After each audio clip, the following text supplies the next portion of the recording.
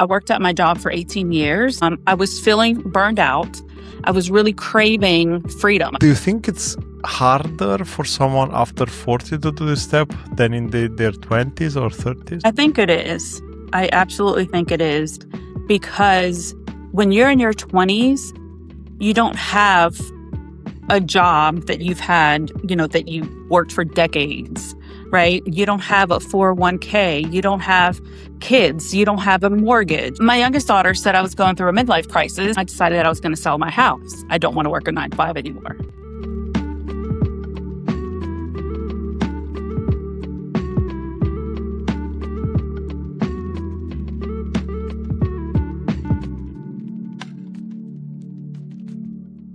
Good evening, and welcome to Whereabouts Tales, Jessica. Thank you. Good evening. I dare to say that this time in comparison with a lot of other times, we are in the same time zone, which is amazing because usually I'm with my guests in completely different time zones. But this makes it much easier. Today I have Jessica Roman. Is it right? Roman, yep. Absolutely.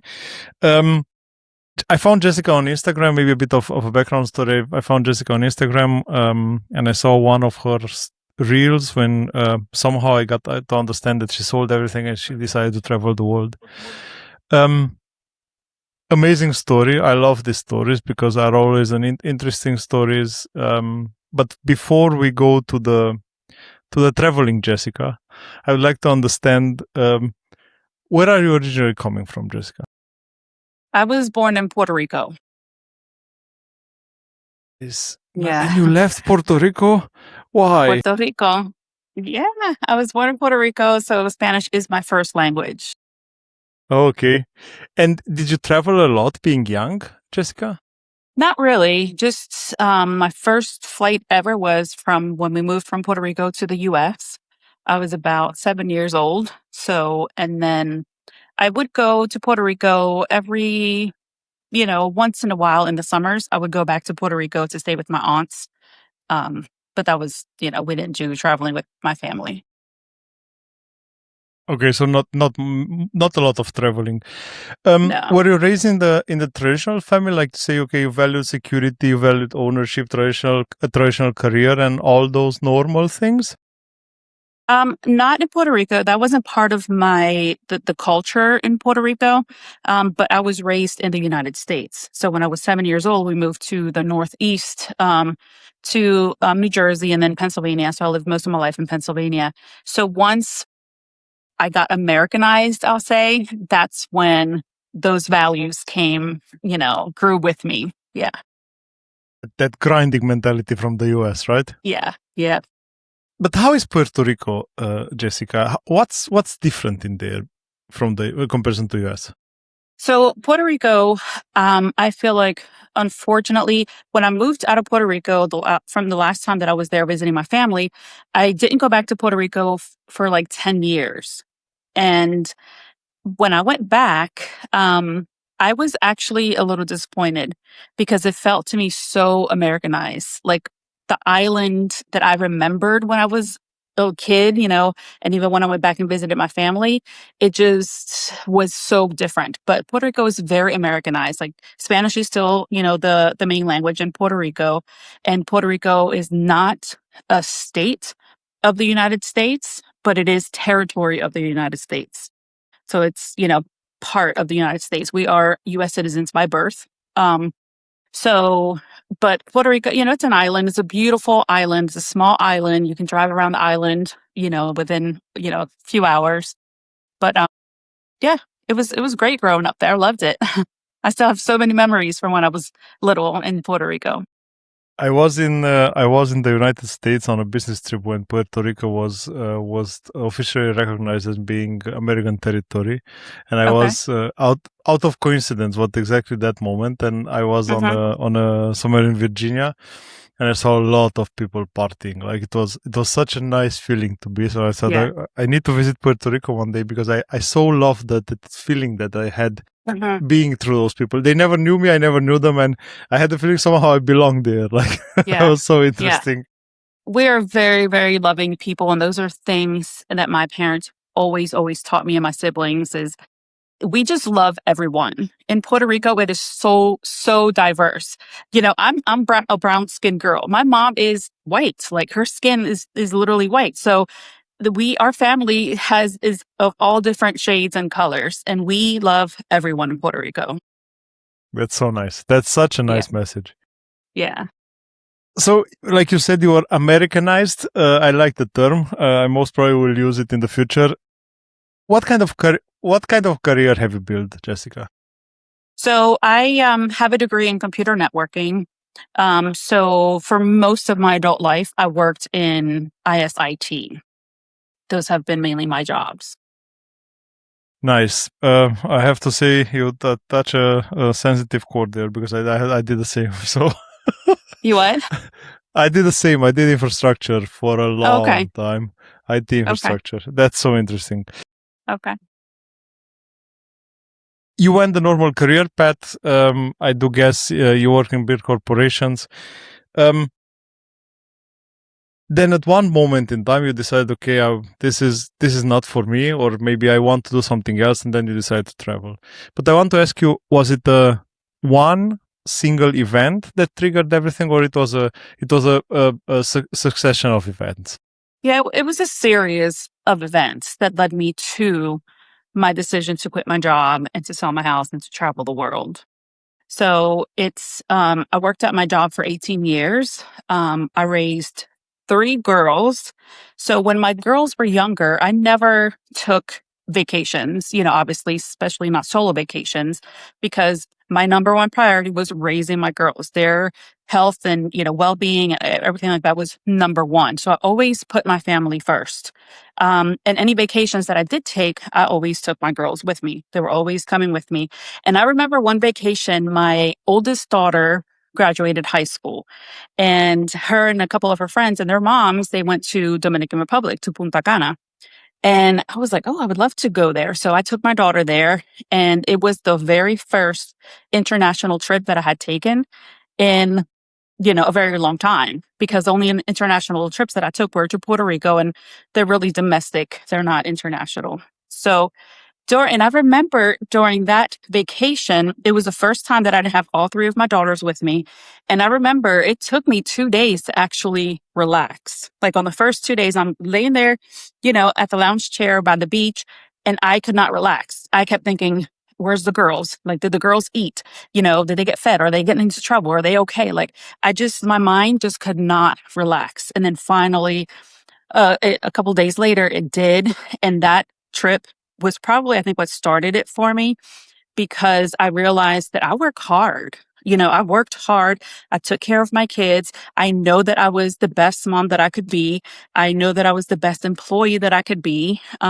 So after that, I was like, you know what? At least once a year, I can take 1 week vacation just for me, for myself, because I saw how good, it did, how much good it did for me.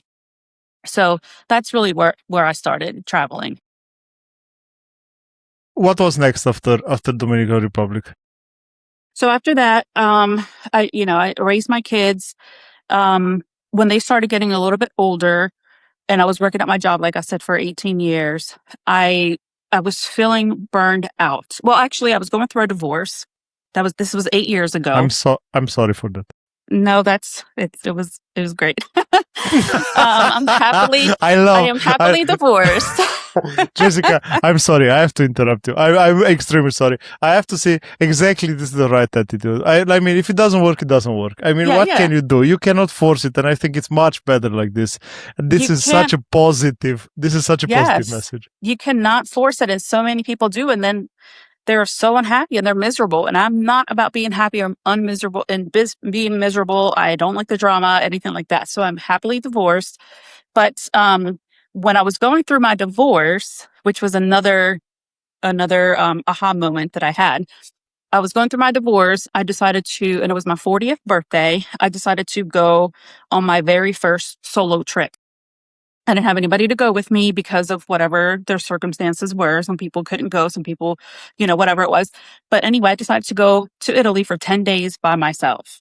This was 8 years ago. And during that trip, I had so many things happen to me. It was my first trip. So many things that I didn't plan for that happened or, whatever. But that trip actually healed me. Like being there by myself, exploring a whole new country, navigating a whole new country where I didn't even know the language by myself completely. That helped me start to heal and started helping me choose myself, because it's okay to choose yourself every once in a while. It wasn't always about taking care of everybody else. I was always the go-to person. Like anybody who needed anything, I was always the go-to person. And I did a good job at helping other people, but that trip really helped me see things, see myself differently. And it taught me that I was stronger than I thought. And it taught me that I can handle things like that. I could travel the world by myself and have an amazing time. What was the moment in which you realized you are allowed to focus on yourself? I think it was probably it was probably during that trip because my girls were still younger, but my parents, they stayed at my house for that entire week and watched my girls. So I knew that they were in good hands. I knew that, it was just for that amount of time. I knew that when I came back, I was still going to be their mom. I was still going to do, everything else. And I felt bad at first, but it just did so much good for my heart, for my soul, for my spirit, and all of that stuff. So I think during that trip, that's when I realized that it's okay. It's okay to choose me. It's okay to say no and, let people just figure it out on their own. So you had the 18 years. You had most probably working in the American grinding corporate Hmm. world. I think burnout it's a given. I think it's not an if, it's a when. If you ask me, because this is what I understand from the outside. I might be wrong, but this is my understanding until from the outside. Then you had the divorce, which I think added up on the stress level, which also because at the beginning it's a stress. Like anyhow you Yeah. put it at the beginning, it's Yeah. a stress, Even if and it's it's if it's the right decision, it's still hard. Yeah. exactly, you think about a lot of things. Yeah. What was though the exact trigger when you said I will quit? What made you have the courage to quit? So in I quit my job like a year and a half ago. And there was multiple things going on. I was feeling burned out. I really was. I was really craving freedom. I was really craving that freedom to just travel whenever I wanted for as long as I wanted. It was the first time in 18 years that I felt my job was not secure. A lot of companies right now in the US are doing a lot of reorganizations and, we know AI is taking over some jobs, so my job was taking a hit, not necessarily with AI, but there was reorganizations going on. A new CEO was coming. They were bringing their own VPs. Like a lot of people were getting laid off. So that meant more work for the ones that stayed there, and things like that. So I was just feeling so burned out. And then also just from traveling to other places like Europe, Europe is so different from the United States, right? Europe is more laid back. They are more family oriented. It's not all about money. It's about enjoying your life too. It's a little slower paced. And I was just craving that. I really, really was craving that. So, but just the being burned out and thinking about having to do that for 20 more years, before I could, retire. That's when everything hit. I was like, I don't want to. I wanted to put my physical and mental health first. And that's why I decided that it was time for me to go. How was the first Monday morning when you wake up and you realize, oh, I don't have to go to work today? It was so strange. It was strange. I didn't know what to do with myself. I was like, I can't. Like every morning I held a meeting. So every single morning at 9 o'clock, I held a meeting. Sometimes at 7:45 in the morning, I had meetings. So I woke up and I was like, wait, did I oversleep? Like I just, I didn't know what to, and I hate to say this, but I almost kind of like missed it because I was doing it for so long. It was already like part of me, you know? I think it's normal, Jessica. I think you just miss the routine, right? Because you are used to something and we are craving that routine. Like wake up, it's a comfort zone. You have the salary, you know the salary is coming, you know that you get angry here and there. You have a good day, 7 bad days, but still you are trying to enjoy the good day. And I think you are craving still that thing. Did you ever consider even for a bit like I might go back? I actually did, and it wasn't until almost until like a year later, my Wow. my old manager messaged me and said, "Hey, you know, I know it's been almost a year. And I just noticed that your job was just activated in HR. And, you know, I was just wondering, you know, just I'm being selfish, I know, but I was just wondering, would you consider ever, you know, coming back?" So, and I thought it was funny because I just heard from an ex coworker who was still working there that they had just laid off more people. So I said to her, I'm surprised that, and the reason they didn't fill my job was because I was literally doing the job of three people. Like literally, that's how much burned out I had. They couldn't find one person to fit every single one of those, you know, hats that I was wearing. I was wearing so many hats. So, so anyway, I asked her that. I was like, I'm surprised that you even asked because I heard that you guys laid off more people.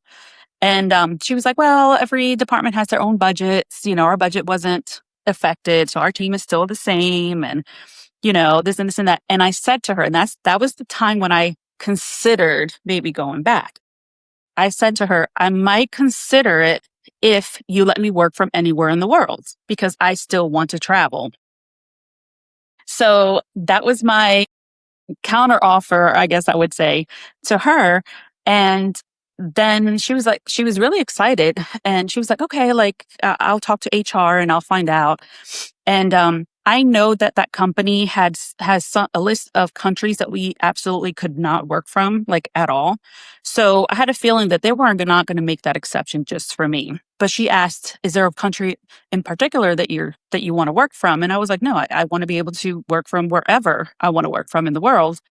And then, but before she got back to me, so I thought about it a couple of days later, and that's when I decided that I was going to sell my house. So I texted her and I was like, you know what? Don't even waste your time, you know, waiting for HR. Just, I don't want to go back to work. I don't want to work a 9 to 5 anymore. So, yeah. I think amazing story because it shows a lot of things. Like it's so cool to have the freedom to call on her to say surprisingly that you asked because I know for sure you are letting people go, and I think Yeah. you don't have that freedom when you are still working there. Yeah. Like you cannot do that call because that call might affect you in the future, Yeah. and I think And that's amazing. when I was working there, I was very open and honest and straightforward a lot of times. I was well respected. And I got promoted multiple times, you know, while I was there. So I know that I was good at my job and I was a loss to the company. But yeah, that's something that I wouldn't have said it to her like Never. that if I was working there. Yeah. Exactly, never. And the second thing I think that what you say is very important. I think, and this is we make everything so complicated because allowing you to work from anywhere would have been a huge benefit for them. Because on a background level, you would owe them maybe to work a bit more, maybe to say, okay, look, they are doing an exception for me, which is amazing. I can get to enjoy still traveling, and I also have to work. You would have gone the extra mile for sure. But again, it's just a stupid decision because we are Yeah. so closed in our boxes and we are not able to think outside of the box. Yeah. And even like with the time differences and everything, you know, even if I had to work overnight, you know, to get my job done, then I would do that. And I was with the company for 18 years, but the last 10 years I worked remotely, 100% remotely from home. So, you know, they knew that I was going to get my job done. I wasn't going to just slack off or anything like that. But that's procedures. I think if you ask them, they're all saying procedures, and that's it. Like it is how it is. Jessica, do you ever struggle with? I don't want to call it, but most probably call it guilt that you went out of this normal path, like the normal path that people are going to. I don't say if it's good or bad. I just say like the normal path that everyone is knowing. No, Not one bit. That's so Not nice. one bit. I love that answer. I love it.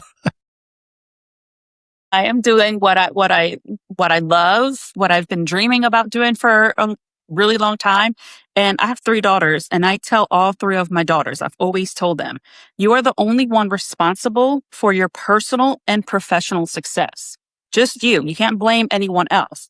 And, and I tell them, if there's something that you want, that you really want to do, that you know it's going to make you happy, then do it. Don't depend on anybody else to do it for you. You have to make it happen. And it's funny because my 18-year-old took that a little too literal. Um, she went to, which is okay. She's kind of following in her mom's footsteps, but I wasn't doing it at that age. But she's 18 and she was like, Mom, I want to go to Rio. I want to go to Rio de Janeiro. I want to go to Brazil, and I want to go during Carnival. And I was like, okay, if that's what you want to do, then what do I always tell you? Make it happen. Don't depend on me. Don't depend on anybody else. She went and bought her ticket. She stayed at a hostel and she absolutely loved it. And she went by herself. And I was so worried for her. I was like, So nice. she's 18. She's by herself. I've gone on solo trips myself, but I'm 40, 7 years old. So, but she did amazing and she loved it and she did it herself. That's so nice. That's really so Yeah. nice. And at the end, Jessica, is just practicing what you preach, right? So I think that's amazing when you say, okay, you told her you are responsible. She did it. I think that's amazing. I mean, it cannot be a prouder moment for you, like to say, okay, she managed to go on her own in Rio. Good job. I mean, all the respect in the world. Done. Like, Yeah. nothing else to say. Jessica, usually when people are asking us, what do, you always have the job title, you always have the position to answer.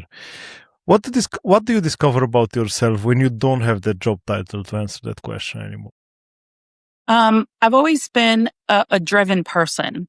I've always been a go-getter, and I've always been the type of person that when I set my mind to something, I'll do it. I'll do whatever I have to do. So when I first quit my job over a year ago, in my mind, I was going to do real estate investing, right?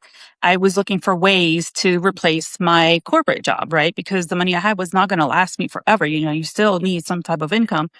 So I tried real estate investing and that did not work as I expected. It wasn't as easy as everybody made it seem, or all these coaches. And, I spent thousands of dollars on What? coaches. Yeah, on coaches Oh, for real estate investing. And it just did not work at all how I planned. I'm Then I sorry for moved. that. I'm Yeah, sorry for that, and I have to say this is a warning for everyone believing in these gurus that promise you getting rich from today to yesterday. Don't yeah, just. Oh my god. Yeah, yeah. I'm sorry. They Please go on. promise I'm sorry you for like, interrupting you. no, that's okay. They promise you hand holding. They promise you will definitely make this much money in this amount of time if you do everything. And I'm the type of person, like I said, I'm a driven person. I'm a go getter. So everything I was told to do, I followed everything to the T, even things that felt uncomfortable for me, even things that didn't feel right, with me. I still did everything and it didn't work out. So when that didn't work out, I started traveling a little bit more. And then I loved the feeling of traveling and not having to go back to work, right? Because when I was working my 9 to 5, I would go travel for like a week at a time. And then by the end of the week, I was already stressed. I was already thinking about all the meetings that I have and all the projects that I had to work on and so it's a vacation, but only for a very, very short period of time. You have a limited vacation. Um, but when I started traveling after I quit my job, I could go for longer periods of time. And then I didn't have to worry about having work waiting for me when I came back home. So that's when I started thinking, well, maybe that's what I should do. Maybe I should just travel full time, slow travel, a month here, a month there, 2 months there, just kind of do that. And then I was like, but I need money to do that. And I wasn't working my 9 to 5 anymore. So then that's when I decided I should probably sell my house and use that money to get me started. And my girls were grown. I have a 29-year-old. She's going to be 30 this weekend. I have a 25-year-old and I have an 18-year-old. So my girls are older and, you know, that decision was pretty easy for selling my house Uh-huh. because I didn't have any type of attachment to it. I had the home for 15 plus years, but I didn't have any attachment to it. The girls weren't there, so it was an easy decision for me. You know, normally quitting a job is reversible, so you can reverse it, but selling the home feels much more final. I think it helps a lot when you don't have the attachment anymore. Hmm. But do you remember what did owning that house meant for you when you bought it? Yeah, when I first bought it, I wanted a stable home for my girls. Excuse me, for my girls. It was in a nice neighborhood in Pennsylvania. So owning it to me meant so much because we're all taught about this American dream, right? It's the American dream. You buy the house, you have, the nice car and, keeping up with the Joneses and all of that. And that's where that all started. I love this keeping up with the Joneses. I love it. Yeah, have the nice car, buy 2 cars, 3 cars, then have a nice house with a nice entrance in the front. We saw it. I grew up in Europe, Jessica, but I've seen everything in the movies, and I am brainwashed by the American movies because that's my Exactly. somehow it got it as a dream for me, like to get there, to have that house, to be in one of those houses, and I can imagine being there. It's even more pressure on that. Like Hmm. you have the society pressure to reach those goals, which Right. most of the times are not yours. Yeah. What was the reaction of your family, of your friends, when you said, you know what, I'm just selling it and going on my own path? They were surprised. They were really surprised. They were like, we know that you love to travel. That's your passion, but are you sure you want to sell your house? And my parents were like, are you sure you want to sell the house? Like you've had the house for so long and, you did work to it and, all those things. So that was the main reaction was just surprise. Did someone believe you lost your mind? Did someone actually somehow made you believe that? My youngest daughter said I was going through a midlife crisis.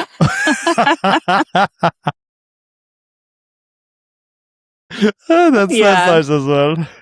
Yeah. Did did someone try to talk you out of it? Um, I don't think anybody tried to talk me out of it. Everybody that I know knows me very well, and they know that when I make a decision, such a big decision, they know that I've thought about it very thoroughly. And once I say it out loud and I let them know that I'm going to do it, they know that I'm going to do it. There's nothing that they can tell me to change my mind. There is no going back. Yeah. Nah. What was the first destination, Jessica? So once I sold the house, my first destination was India. Wow, Yeah. huge It was culture India difference. and Nepal. Yeah. So nice places. What do? Yeah. Why did you choose Asia? So I already had a trip planned with a travel group. So India was not one of the countries that I wanted to go by myself. It was not a place that I would ever travel as a solo female by myself. So I already had booked with a travel group for India and Nepal, both of those at the same time or together. So that trip was on March 4th. And I listed my house in February, I believe, February or end of January. So I talked to my realtor and I was like, I really want to get it sold before I go to India because that way after India I can just continue traveling. But if not, that's fine. I'll come back from India and then continue, trying to sell the house. So I had a very, very short time frame to get the house ready to sell, to get rid of a whole lot of stuff. And when I listed my house, it actually sold in 6 days. And then 30 days later, it closed. That's that's wow. Yeah. That's really nice. That's really nice because there was no pressure on you. Yeah. Was it the one-way ticket, Jessica? It was. It was a one-way ticket to India. Yes. How does that feel? It felt amazing. And I want to mention also because I know a lot of people reached out to me because they want to do the same thing, right? And I tell them all the same thing. I can't tell you how to do it because everybody's life is different. finances are different, families different. There's so many things. But for me, what made it even more possible was my daughters supported my dream. So my oldest daughter said, "You have a room in my house." So my 18-year-old lives with my 29-year-old, and I also have a room at her house. So anytime I want to go back home, that's where I can go. I can go to her house. I haven't been back home yet. It's been 4 months. I haven't been back home yet, but whenever I choose to go back home, even if it's for 2 weeks or for 2 months, I always have a place to go. So that made it easier for me. And I know a lot of people don't have that. Once they sell their house, they put their things in storage. And if they want to go back home, they really don't have anywhere to go. So I was blessed, to have that opportunity. And that's what really made my decision so much easier. I got rid of everything in my house. Like I literally gave my family almost everything I had. And anything that wasn't worth giving away, I called a junk removal place. They came over, they picked up all the junk. And I only have like 6 bins of stuff left.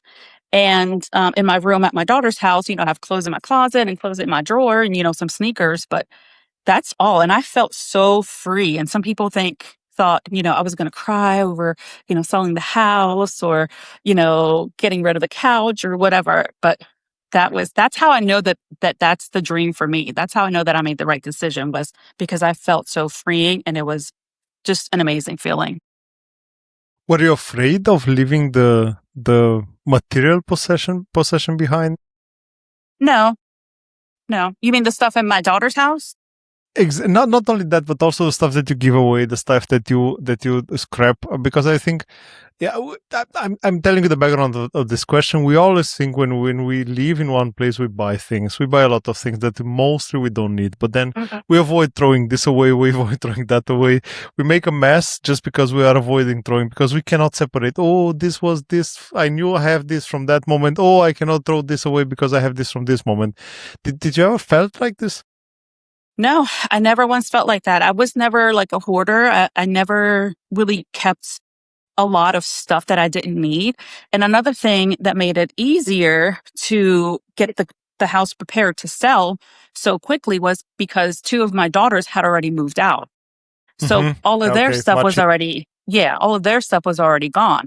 And I already knew exactly who I was, like my couches, I gave it to my parents. I was just FaceTiming them a couple of days ago. And I was like, "Oh, that's a nice couch." And they were like, "Oh, thanks." This really nice woman named Jessica gave it to us. That is so nice. I regarding to the things that you said, Jessica, I had Carl in one of the previous episodes. He traveled 80 plus countries in the meantime. So he started 3-4 years ago, and one thing that said as advice, he said, try to live your own dream. Try not to live the Instagram dream of someone else. Try not to hunt any kind of feelings that you have when you see a picture on Instagram, because that's not your dream. And That's exactly I think what right. you said, it's exactly the same. Exactly the same. Yeah. Everybody's dream is different. And sometimes I post videos on my social media too, and I tell people, your version of freedom is different than my version of freedom. Everybody's version of freedom is different. That's why, and I tell them, if you ask someone, "Oh, how did you sell your house? How are you traveling the world full time? How are you?" and they give you an answer, don't believe them, because it's not a one size fits all. Everybody is different. Every single person is different in some way. So what works for one person isn't going to work for the next. That's just how it is. Yeah. Jessica, why slow travel? Oh, slow travel. I think that if you slow travel, for me personally, I get to live in the moment more than if I slow travel. Like right now, I'm in North Macedonia. I'm in an Airbnb for 30 days. I already did 2 weeks. I have another 2 weeks. And I'm in a residential area. Excuse me. I'm in a residential area. I literally walk to the grocery store, when I need food, and I get to meet locals. I explore whenever I want. So I don't have jam-packed days. I have days that I can just slow down. I've had days where I just stayed here and haven't left at all. I cooked my meals and I don't leave, the apartment at all. But, tomorrow I'm going to go get my hair done. I found a local salon that I'm going to get my hair done. So It's just if you slow, especially if you're traveling full time, I think it can get exhausting having to live out of a suitcase. And I don't want to live out of a suitcase. Like right now I'm here, but I did my laundry, and I put everything away. It felt good not doing my laundry and having to put everything back in the packing cubes and back into the suitcase and get ready for my next location. I feel like if you don't slow travel, you don't really get the time to just relax, just take in the moment and just relax and really see everything slower with different. I'm seeing the world with a different set of eyes now that I can do it slow instead of going fast, all the time. Do you build routines everywhere you stay? Not really. No, I just go with the flow. Today I woke up and what did I do? Oh, I went to the store and I got some hair dye because my gray hairs are going out of control. So I got this hair dye here at the store. So I open it up and inside the instructions are completely in Macedonian. So I don't understand the instructions.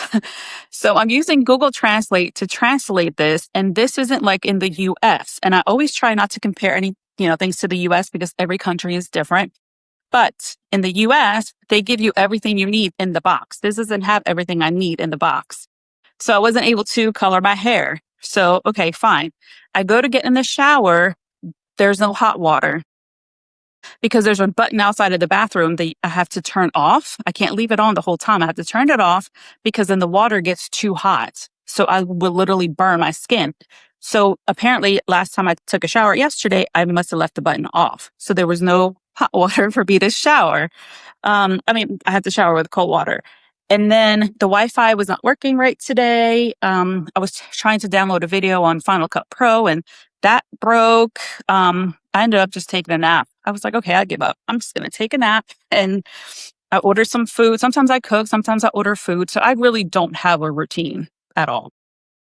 That's such nice because you are getting to enjoy the daily life from there. Like you, exactly. You don't, like you're experiencing the culture, not only like seeing places, because that's most of the things what people are doing, just trying to check things up on a checklist. Yeah. And also that's in slow travel. To me, I want to live, like you just said, I want to live where I'm going to, just the daily regular stuff, going to the grocery store, doing laundry, cleaning, everything like that. And more in that mode than in a vacationer mode or a tourist mode. We did that last year. I think we were I love Italy. We love Italy. Me and my wife, and also my son, in the meantime, loves Italy. It's an amazing place to be. Let's be honest. So it's everywhere you look, it's nice. And we were there like 3 weeks in the same place. We just rented an Airbnb, like you said, and we did nothing else except this. And I can 100% confirm, it's such a nice experience. It's such a nice experience to wake up and you say, okay, today I'll just stay around the house. Like, no, I don't want to see anything today. I'll just stay here. It was an amazing old city in Italy. Lucca, if everyone knows it, and it was a nice experience. So I do fully know what you mean, and I think that's the way to go because there is no rush. There is no reason to rush. Yeah. And I understand why people do it. If like when I worked my 9 to 5, I had limited vacation days. So I didn't have the luxury to slow travel all the time. I would have to pack everything I could into that 1 week and see everything in that 1 week or two. So I understand why some people do that, but I definitely prefer the slow travel.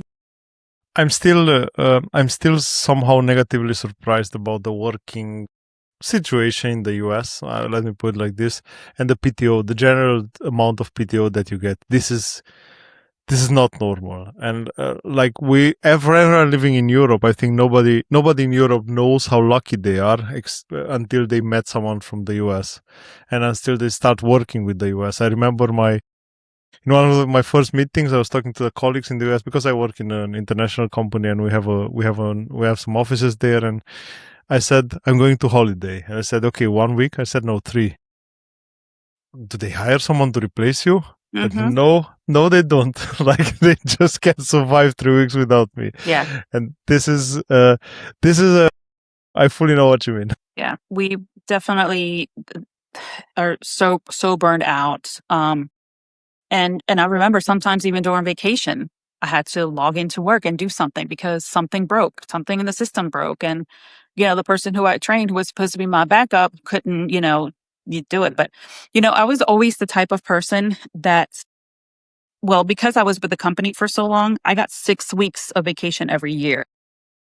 Which to a lot of people is Lucky. like, wow. Yeah, a lot of people are like, Wow. wow. Like some people are in the companies for 5 years and they only get like a week vacation or 2 weeks vacation. I mean, I had to work my way up because I was with the company for so long to get the 6 weeks.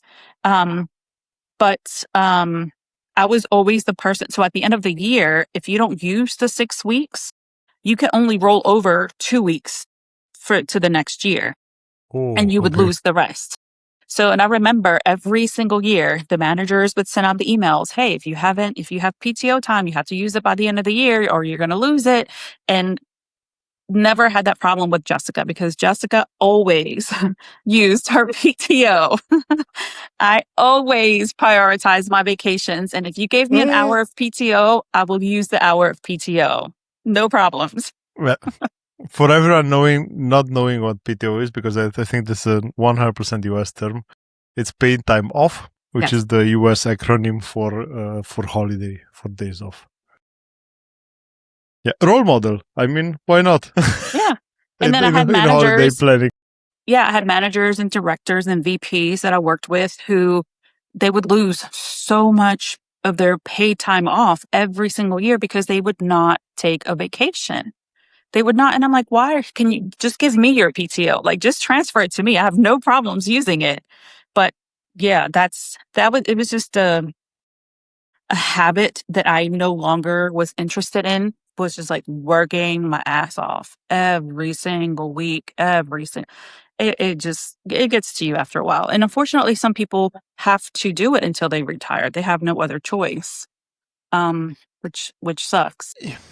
I think yes, but I think it's a lot of society pressure, first of all, and second, I think also for the, like you said, managers and on the middle and high level management, I think is that that feeling of too much and never enough. Like I think there are a lot of people who will never be happy. As doesn't matter how many promotions they will get, how many salary increase they will get, they will never be satisfied with themselves. Yeah. And I think that's where the problem starts, because as long as you are not happy with yourself, you can't be doing anything. Nothing makes sense. Yeah. For the last about 3 years, before I quit, I was unofficially asked if I wanted to like a management position. And every single year I declined it. I said no. I didn't want it. And they were like, kind of surprised because, yes, it was going to be more money, but I was not interested in the money. I said, I know it's going to be more money, but I also know it's going to be a lot more Less time. responsibility. And I told my manager, I said, no disrespect to you, but I know how much you work. I know how much you have on your plate. I don't want that type of responsibility. I am perfectly fine right where I'm at, making what I'm making and taking my vacation times, because sometimes she couldn't take vacation because we had so many projects and we had so many, like she couldn't take vacations. And then when she would go on vacation, she would come back with so much work. So then she would just choose, I'm not even going to go on vacation because it's just too much to work to come back to. And I also wanted to mention another thing that made it easy for me to quit my job and also sell my house. I was never the type of person that had to have the most expensive stuff. And I didn't have to buy, I didn't have a huge house. I didn't have a brand new car. I wasn't the type of person who had to keep up with the Joneses. And because of that, my expenses, like my mortgage and my car payments and things like that, were a lot less than other people making the same amount of money that I had. So it made it easier for me because I didn't have to quit my job, because I didn't have those types of bills, that they had. I had bills, of course, but, I had a small house. I had 2 girls that had already moved out of the house. So I only have one daughter left at home. So the more your kids move out, the less, you have to pay pay on stuff too. So that's just, I wanted to mention that because a lot of people that want to do the same thing that I'm doing, they have huge expenses, like huge bills, huge houses that they have to maintain and, brand new cars and brand new phones and I was never that type of person. I was just very minimal and, I was satisfied with whatever God blessed me with and that was it. May I ask you, Jessica, where this minimalism came from? Was that from your family, or was something that you developed in time? So I really learned that from my parents. That's the way that I grew up. We were never rich. We were poor. Sometimes we didn't have food to eat. And, I had to share a room with my siblings. There's 4 of us, so we shared the same room. But my dad, he's really the reason I think that why I'm like that is because he is very, very minimal. Like all of his clothes that he has, basically we have given to him for his birthday, for, Christmases, Father's Day, things like that. He does not spend money on material things like at all. And like we buy him I remember buying him a brand new pair of sneakers, a pair of sneakers that he liked and with the colors of the baseball team that he loves and everything. And when I would go over to visit him, he's still wearing the same old sneakers. And I'm like, Dad, why aren't you wearing your new sneakers that I bought you? He doesn't want to get them dirty. He doesn't want to get them messed up. But the sneakers that he's had for 20 or 30 years. And he'll just clean them and then he'll just reuse them. They are still working. I mean, I'm fully with him. I understand him Exactly. completely. He's like, they're comfortable. They work just fine. He's got an old phone and he's like, it works just fine. And I was like that too with my phones. I'm like, if it's working, I'm going to use it until it dies, until, it's, so, so I learned that more from him than from anyone else. He always taught us it's not about material things. It's about family and, love for each other, spending time with each other. He never wanted gifts for his, Father's Day or his birthday or anything. He just wanted to spend time with his family. And that's what he taught us. That's really nice. That's really nice. Yeah. I think it helps you a lot when you have that values coming from home. I think it's extremely helpful because the society today is telling you completely the opposite. Completely the opposite. Like you need to have the newer phone, the newer house, the bigger house. Then you get a better position. Then you need an even bigger house because the house of your colleagues are smaller than your house, and then the car of your colleagues. And as long as you have the values from home and that you don't need outside confirmation from the others, I think that's something which is really nice. It's really nice when you manage to do it, to get it from home. Respect for your parents. It's really nice. Yeah. And I never liked like brand name stuff and and a lot of people, even when I was working and I was traveling, I had 6 weeks, so I took sometimes 5 to 6 international trips every year. People, thought that I was rich, that I had money. And I'm like, no, I don't. I have a job that pays me well, but I also don't spend on designer bags and expensive, stuff because to me, I would rather spend $1,500 on a trip than $1,500 on a Louis Vuitton bag.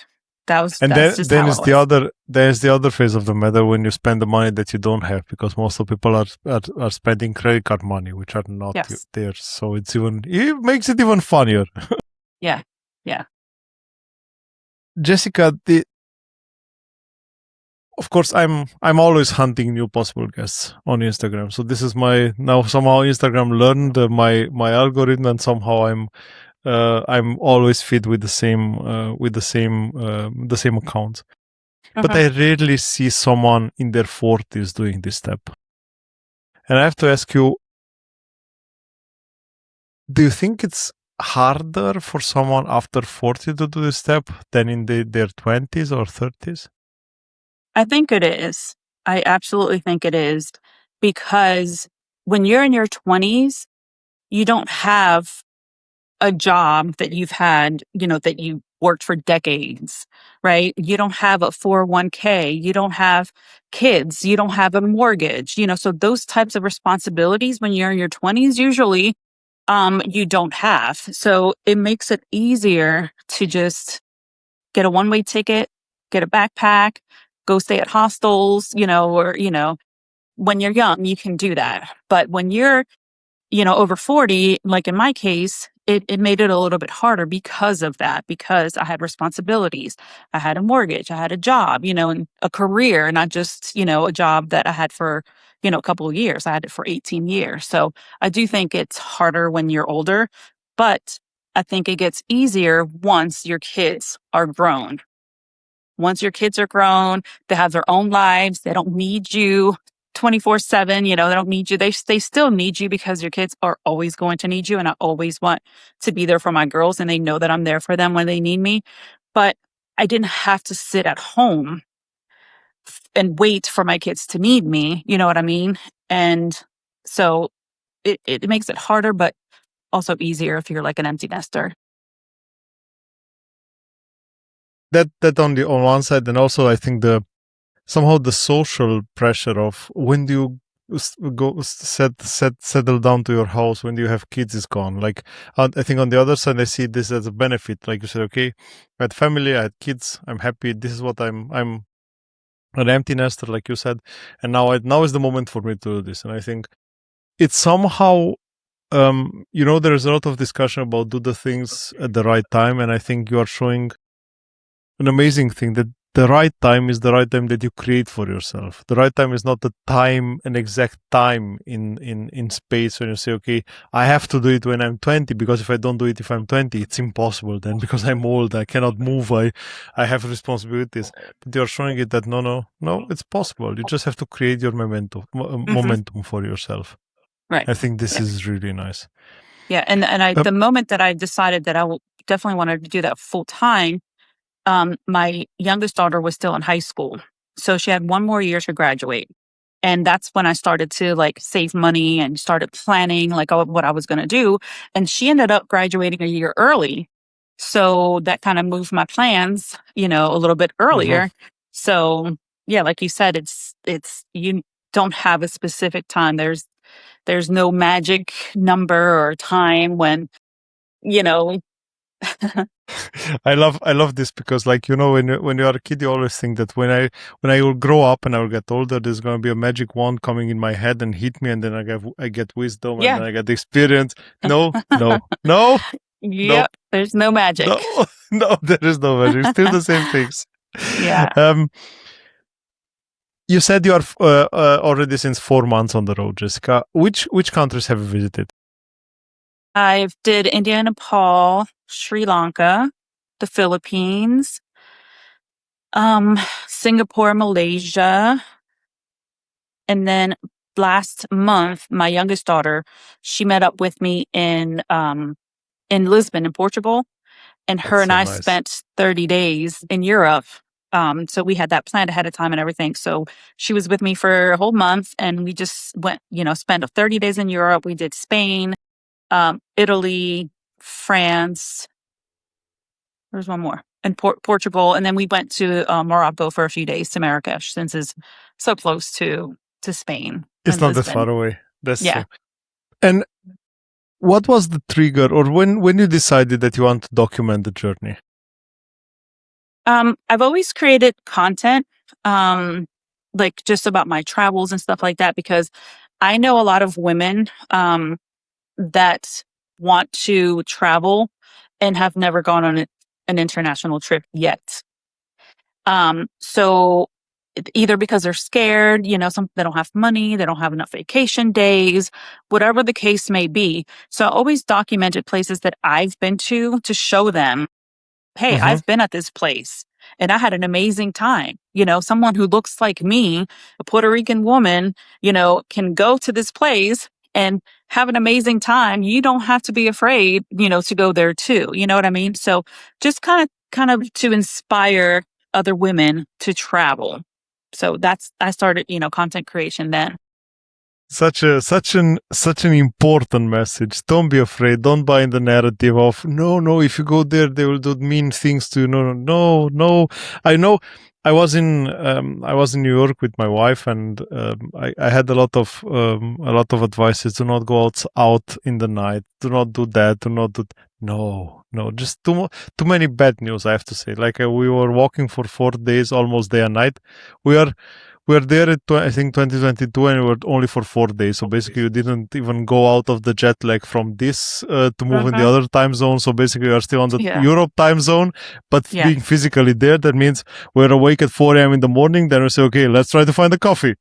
Like, Yeah. what else can you do? And Yeah. then we went out and nothing happened. I think that's such a nice message to say, look, try it. Of course, be careful, but try Yeah. it. Yeah. My first solo trip, like I said, was for my 40th birthday.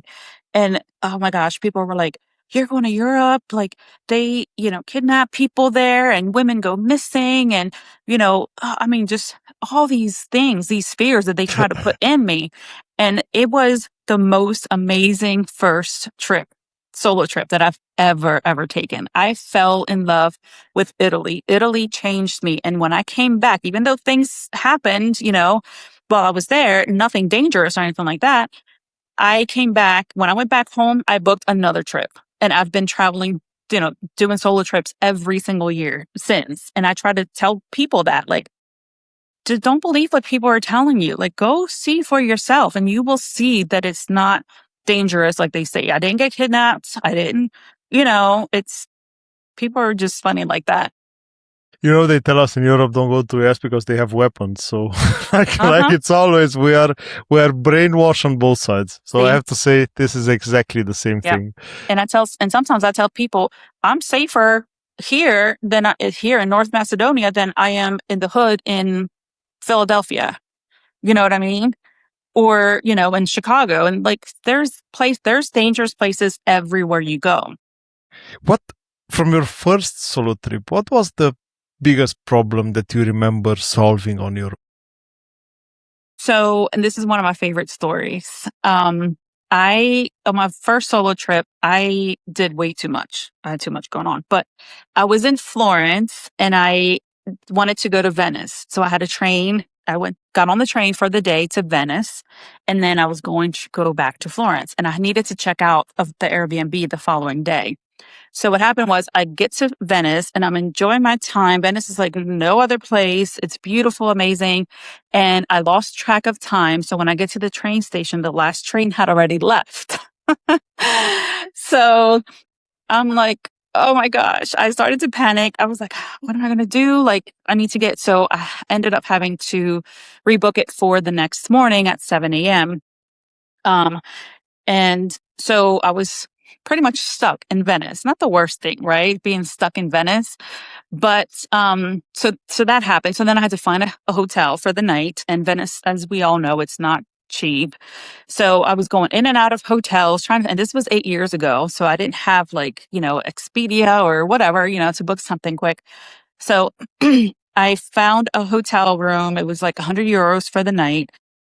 The area was not the greatest area, but I was like, oh, well, it's a room for one night. And I didn't have anything with me, no toiletries, just the clothes that I had on me and my purse. So then I'm hungry and I start walking down the street and I'm looking at different restaurants. And I walked past this one restaurant and they were playing bachata music. And this, I'm actually not telling you the worst thing that happened to me in, in Italy, but it's a good story. So I walked past and they were playing bachata music. If you don't know what bachata music is, it's Spanish and Latin music from the Dominican Republic. I love bachata music. I love dancing to it. So I'm Amazing. like, what's that? It's an amazing kind of music. Yeah. I have to say, I know it. So I'm like, there's no way that in Venice, an Italian restaurant is playing bachata music. So of course I had to go in and check it out.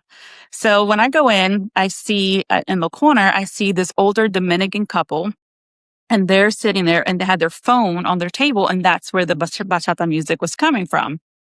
So I was like, oh, that's great. I've had a bad day so far, a bad night because I missed my train or whatever. So I sit there, I make friends with them and we're talking, we're having an amazing time. And then a couple that was sitting across from us, they were from Germany and they're just smiling. Like every time they would hear us laugh, they would just have these big smiles on their faces. And the Dominican couple and I are like, do they understand what we're saying? Because I'm speaking Spanish to them the whole time. And the German woman said, we don't understand a word you guys are saying. She was like, but we see you guys with beautiful smiles on your faces and you're just having a great time. So they were like, so we're kind of like feeling your vibe and just smiling with you guys. So that That's was, so nice. yeah. And I had the best lasagna and the best red wine that I, had in Italy. So that was one of my favorite memories in Italy. It was all unplanned, but I handled it. But the story actually, the worst thing that happened to me in Italy was I was going up the dome at the St. Peter's Basilica. So I get almost all the way to the top, and then I got vertigo, and I was by myself. And I never had vertigo in my life before. So I had no idea what was happening to me. So I'm standing up there. I don't know, have you gone up to the dome? Not to the dome in Rome, Okay. but to the dome, for example, to a church in Strasbourg, so in France, and it's this Yeah. you're climbing the stairs in a circle. So I know what you Yes. mean. Yeah, Yeah. So there's barely enough room for like one person. So exactly. I go Yeah, all the way to the top. So I'm already past the stairs. And then so I start walking and the area starts getting more narrow and the wall starts to curve a little bit because that's, the dome area.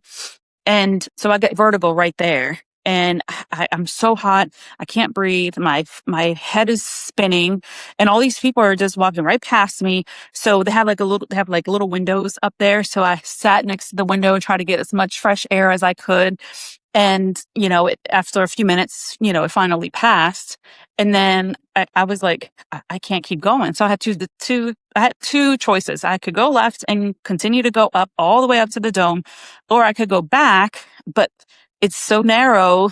A bunch of people are coming up.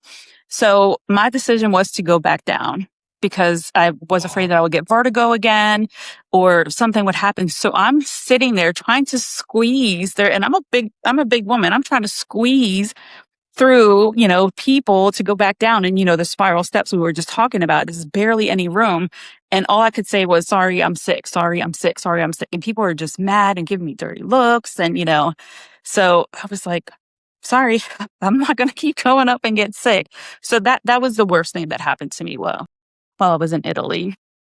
so you said, so you don't even have to, be, the space in those stairs, it's incredibly small. So it's, I do remember being there, with someone else as well. And they didn't have vertigo, but they were really tired.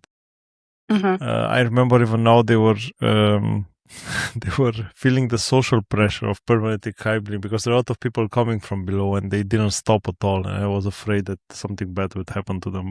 Yeah.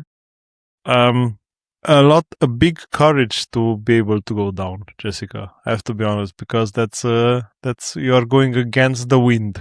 Yeah. Like, Yeah.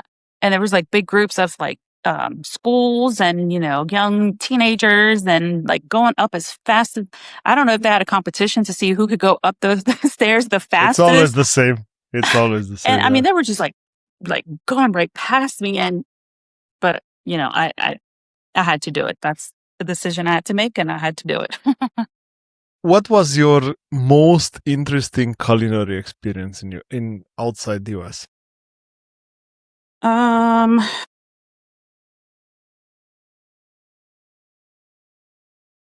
I'm going to say in Uzbekistan. I was The there. second person. Am I the second person? Yeah.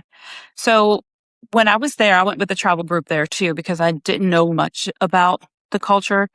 But I knew it was one of those places that I really wanted to see. And the tour group manager said to us on our very first night that if you're a foodie, Uzbekistan is not the right place for you. So when he said that, I'm like, no, now the food's not going to be good. Like I couldn't understand why he said that. And then as the trip went along, the food was amazing. Every single thing that I had was amazing. So what he meant by Uzbekistan is not a foodie country. He meant it's not, they don't have exotic food. They don't have like a huge variety of food, like other countries do. It's mainly pork or not pork. It's mainly chicken and turkey and lamb and beef. And beef is basically what he said. I don't even think turkey. I think he said lamb, beef, and what was it? Lamb, beef, and chicken. Yeah. So those, Not turkey. yeah. So those three things. So basically that's why he said it wasn't a foodie place, because it's basically those three meats. But everywhere that we went to, they made it so differently that you didn't feel like you were eating the same thing every single day. So, and one day we went to a local home and she prepared plav. I don't know if that's how you pronounce it, but I think it's plav. And it was just amazing. Like, she showed us how she makes it, and we had it there with her at her local home, and it was just an amazing experience, and the food was really, really good. I don't remember having it, but I know this is a thing of a Russian, not only Russian culture, but usually the cultures in cold areas, and because they don't have a lot of variation, and it was also cold outside. Talking about history, when they had to cook outside, they Mm-hmm. just throw it in the fire, and then some potatoes, and then they had to spice it with something because otherwise it was always the same. Yeah. And that's why they developed this. But I heard this about Uzbekistan and about Kazakhstan, also about the food that is Mm-hmm. pretty impressive. Yeah. I'm sorry. Which country was the most challenging until now, Jessica? For me, it was South Korea. That's interesting. Yeah. I went to Seoul, and for me, it was the most challenging because it was the least English friendly country. Okay.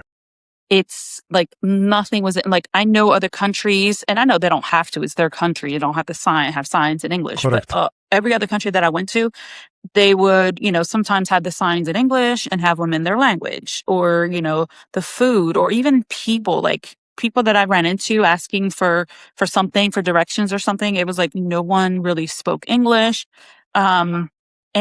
And Google Maps was a big problem too. Like, in every country that I've been to, I've been able to use Google Maps. In South Korea, Google Maps doesn't work. You have to download their app, and it's called Naves or Navis or something like that.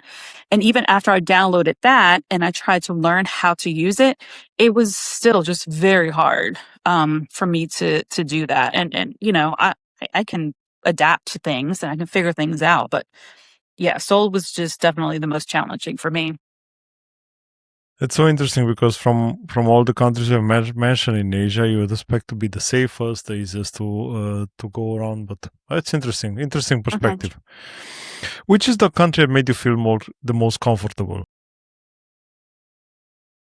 The most comfortable. Um,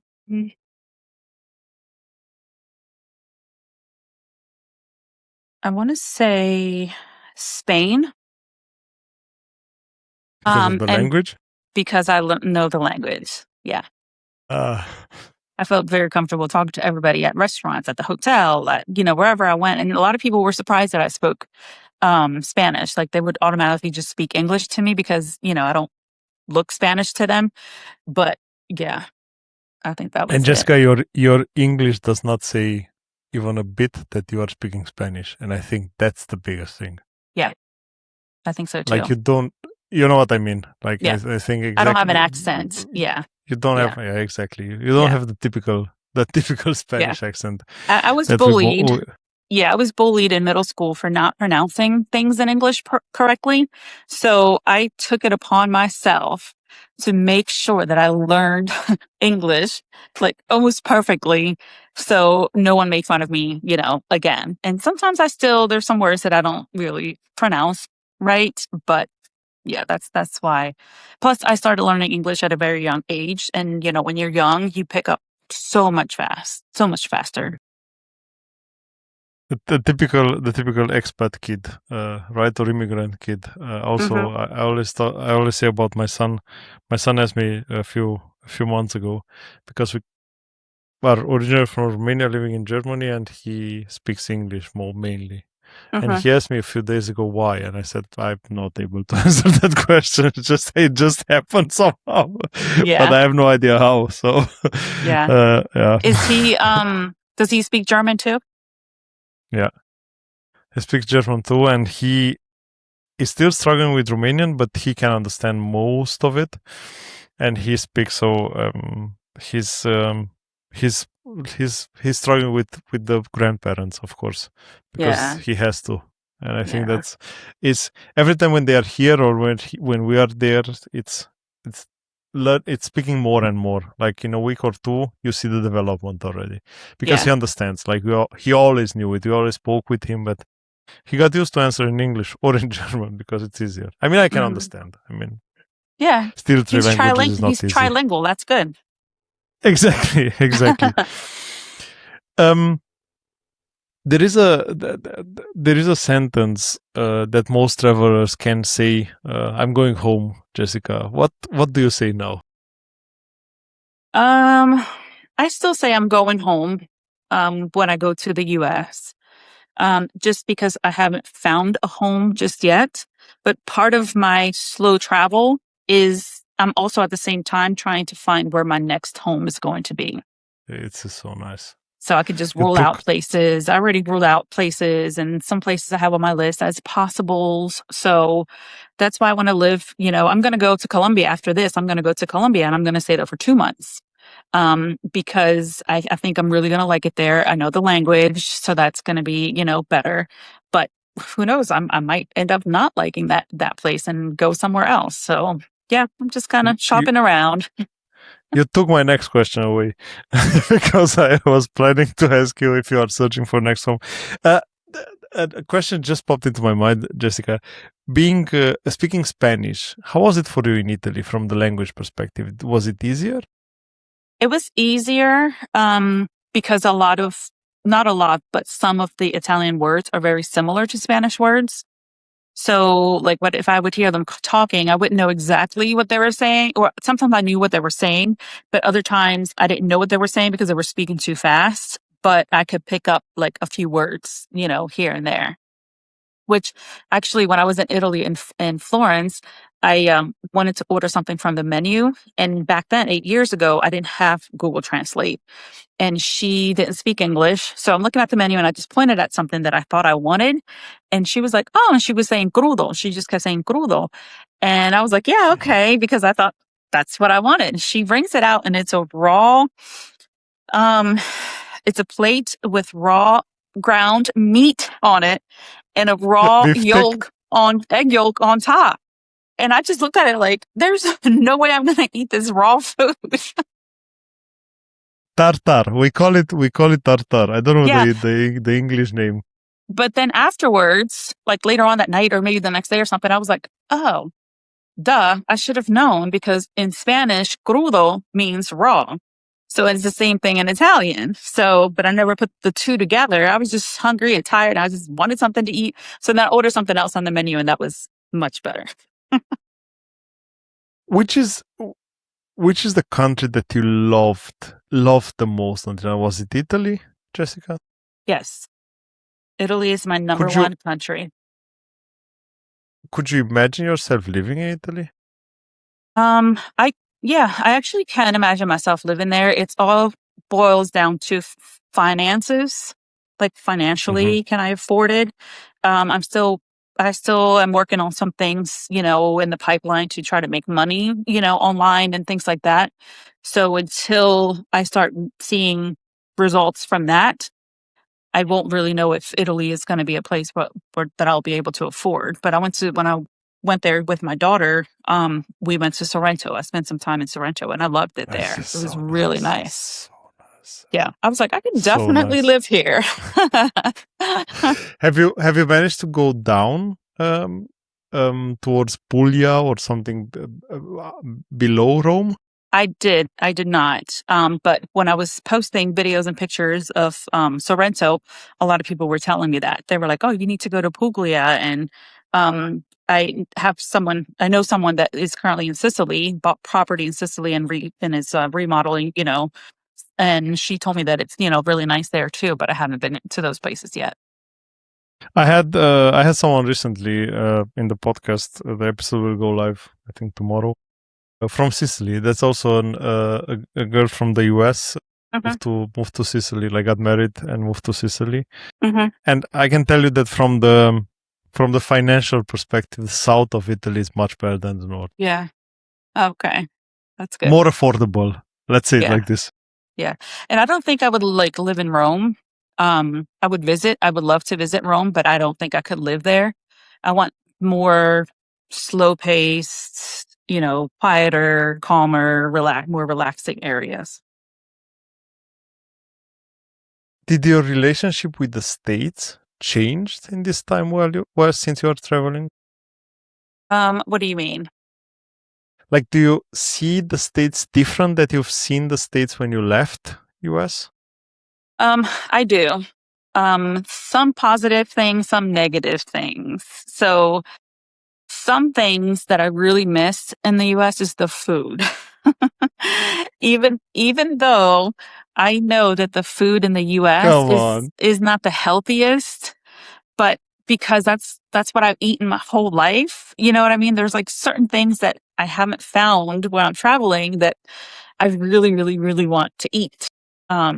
So, but yeah, aside from that, it's absolutely, like I mentioned earlier, been to Europe enough to know that it's, you know, they're more towards families and less work. And, in the US, it's just like everything is just rush, rush, rush, rush, rush, rush, rush. Like, and it's all about money and it's getting more and more expensive. People are still getting the same pay, but the cost of living is rising. Like I hear it from my family and my friends, the gas prices are going up. And so I'm just glad that I don't have to, really deal with any of that. If you are like me, a US food chains fans, I can tell you if somehow your travels take you to Germany, there is the only Chipotle in Europe is in Germany. Yeah. No Chipotles. And then when I was in Singapore, I actually found a Chick-fil-A that was Ooh. like a 15-minute walk from my hotel. As soon as I saw it, I was like, yep, I'm going there. Is it the Holy Chicken, right? The nickname. Yeah. Is it the Holy Chicken? Yeah. And there was a long line outside, and I was in that heat because I don't know if you've been to Singapore, but it is so hot and humid. Like, and I waited in line in that heat to get into the Chick-fil-A because that's how much I was craving food from home. Look, I think the most interesting fact that I learned during since doing this podcast is the fact that KFC, I don't know if you know the story, but KFC in Japan did a marketing campaign where they said that in the US, everyone is going to KFC for Christmas. And now they have, you have to book a table in KFC for Christmas and book your chicken because otherwise you get nothing. Yeah, I had the same reaction as you. I said, come on, KFC? What? I said, okay. Yeah, they had a huge marketing campaign. I don't know how many years ago. Wow. I had now, I think 2 or 3 persons living in Japan. I always ask this question again. Said, is it true? Yeah, it's crazy. Wow. Yeah, I did not know that. So smart. This is so smart. Jessica, we are slowly coming to an end, and I enjoyed the hell out of the conversation. Thank you so much for your time. Before we wrap it up, I have some. I call them rapid fire questions. I should change the name because they are never rapid fire. I have some choices questions that I always ask. I try to fit them on the guest. I try to do some things. And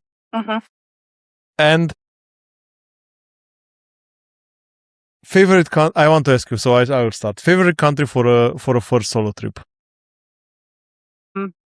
I would say either Belize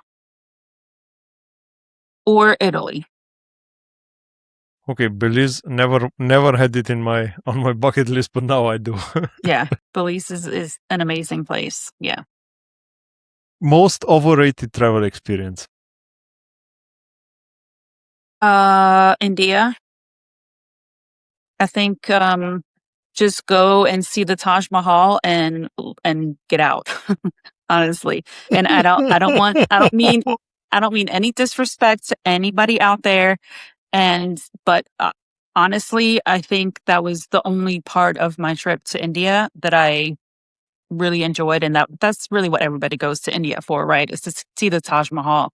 And I know there's other areas that I heard that are beautiful and they're not as, crowded like in, Delhi and Agra and those places, but a lot of people got sick in the group too. So it just the Taj Mahal was the only thing that was good about that trip.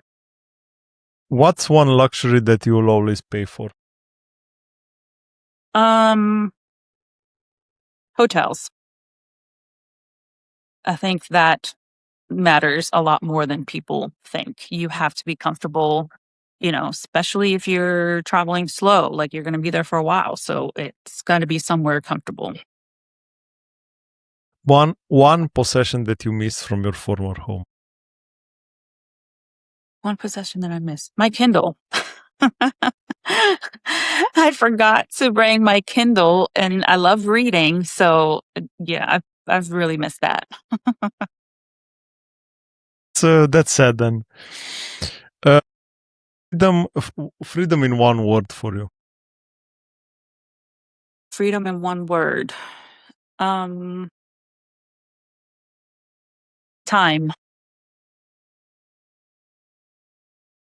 You can't get time back, but you cannot buy it. You got to make the best of it. Mm-hmm. Jessica, the last question. Is home a place, a person, a routine, or a feeling that stays with you? To me, home is a place. It's a place that feels. It's a place that feels my soul. So I would say it's home and feeling at the same time. I'm sorry, place and feeling. Is that what I said? Yeah. Yeah, it would be the place and the feeling. Thank you so much. Thank you so much for the time. Thank you for so much for the nice message that you are sending, Jessica, welcome. and showing that it's possible to do it, even if you're not in your 20s. You're welcome, and thank you for having me. It was fun. It was fun. It was extremely fun for me as well, and I hope that one day I will get an email from you where you say, "Okay, I found home. I found a country where I want to stay. Let's talk about it." Yeah, because I absolutely. would love to. Yes, absolutely. Thank you so much, Jessica. You're welcome. Thank you. Talk to you. Bye-bye. Bye.